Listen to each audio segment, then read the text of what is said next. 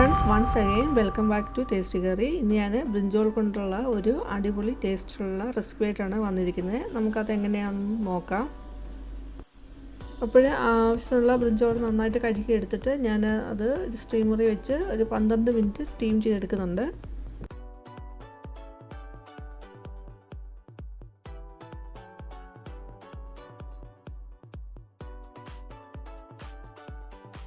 ഇപ്പോൾ ഇത് നന്നായിട്ട് കുക്ക് ചെയ്ത് വന്നിട്ടുണ്ട്. ഇനി ഇതിൻ്റെ ചൂടാറാനായിട്ട് നമുക്ക് മാറ്റി വെക്കാം.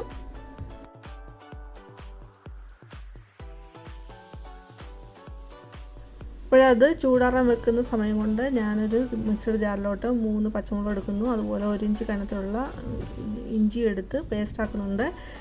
പച്ചമുളക് നമ്മുടെ ആവശ്യത്തിന്, എരിവിൻ്റെ ആവശ്യത്തിന് എടുക്കാം. അങ്ങനെയാണ് ഞാൻ 3 മാത്രമേ എടുത്തിട്ടുള്ളൂ.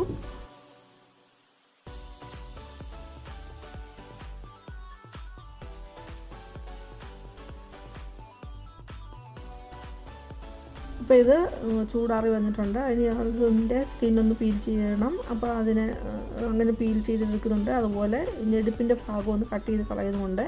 എന്നിട്ട് അത് ചെറുതായിട്ട് പീസായിട്ട് ചെറിയ പീസായിട്ട് കട്ട് ചെയ്തെടുക്കുന്നുണ്ട്.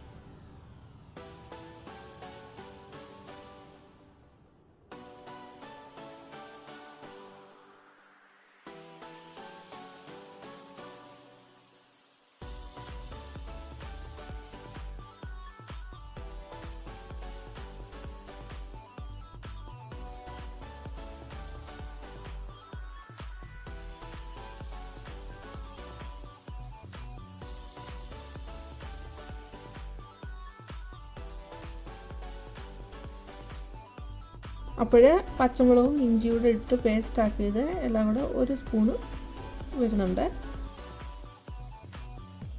പിന്നീട് ഒരു പാൻ വെച്ച് ചൂടായി വരുമ്പോൾ അതിലേക്ക് ഒരു 2 ടേബിൾ സ്പൂൺ വെളിച്ചെണ്ണ ഒഴിക്കുന്നുണ്ട്. അത് ചൂടായി വരുമ്പോൾ ആവശ്യത്തിന് കടുകും ഒരു 1/2 ടീസ്പൂണ് ജീരകവും ഉഴുന്നുദാലും ഇടുന്നുണ്ട്. അതുപോലെ അതൊന്ന് മൂക്കാനായിട്ട് ഒന്ന് മൂത്ത് വരണം. അപ്പോഴതിലേക്ക് പിന്നീട് ഡ്രൈ ചില്ലിയും കറിവേപ്പിലയിട്ട് ഒന്ന് വഴറ്റിയെടുക്കുന്നുണ്ട്.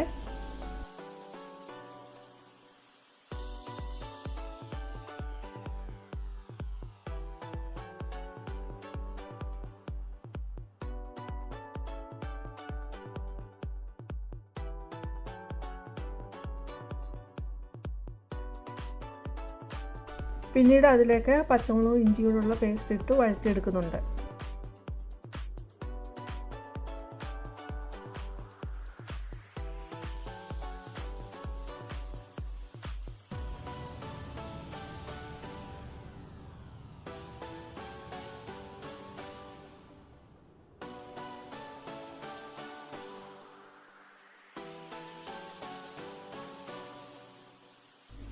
അത് വഴറ്റി വരുമ്പോൾ പിന്നീട് നമ്മൾ കട്ട് ചെയ്ത് മുറിച്ച് വെച്ചേക്കുന്ന ബ്രിഞ്ചോൾ ഇട്ട് കൊടുക്കുന്നു. അത് നന്നായിട്ടൊന്ന് മിക്സ് ചെയ്തെടുക്കുന്നുണ്ട്. പിന്നീട് ആവശ്യത്തിനുള്ള ഉപ്പും ചേർത്ത് നന്നായി വഴറ്റി എടുക്കുന്നുണ്ട്. അപ്പോൾ ബ്രിഞ്ചോൾ വഴറ്റുന്ന കൂട്ടത്തിൽ ഒരല്പം മഞ്ഞൾപ്പൊടി ഇടുന്നുണ്ട്.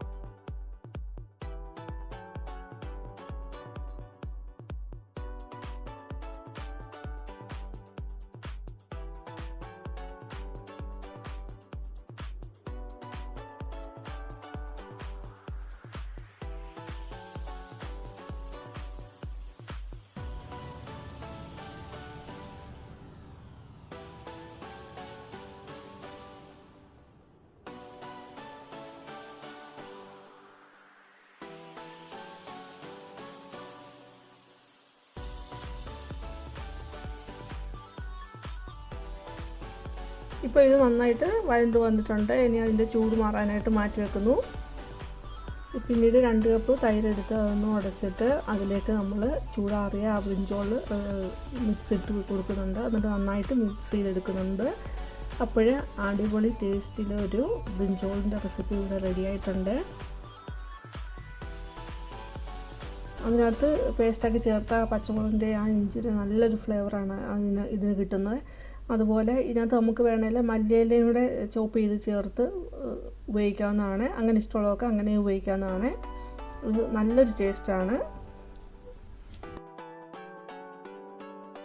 അങ്ങനെ മല്ലിയിലൂടെ ചേർക്കുകയാണെങ്കിൽ നല്ല റിഫ്രഷിങ് ഫ്ലേവറുള്ള ഒരു റെസിപ്പിയാണ്. ഒന്ന് ട്രൈ ചെയ്ത് നോക്കുക. എന്നിട്ട് ഫീഡ്ബാക്ക് അറിയിക്കണം.